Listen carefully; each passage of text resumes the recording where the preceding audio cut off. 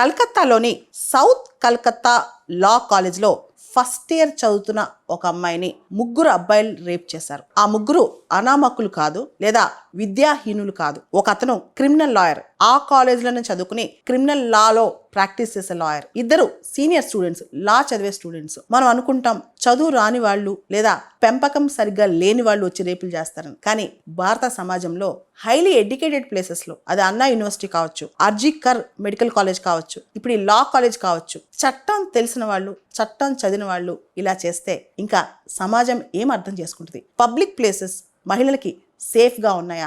ఈ ముగ్గురిని రీసెంట్గా కలకత్తా పోలీసులు అరెస్ట్ చేసేసారు కూడా, పర్పెట్రేటర్స్ని అరెస్ట్ చేశారు. కానీ ఇక్కడ క్వశ్చన్ ఏంటంటే, ఇలాంటి రేపులు భారతదేశంలో విపరీతంగా జరుగుతున్నాయి. దీనిలో టేక్ ఇట్ గ్రాంటెడ్, చట్టం మమ్మల్ని ఏం చేస్తుంది, చాలా సంవత్సరాలు పట్టుద్ది కదా, చట్టం తెలిసినకి ఎక్కువ తెలుసు అనమాట, ఇది ఎంతకాలం పట్టుద్దని.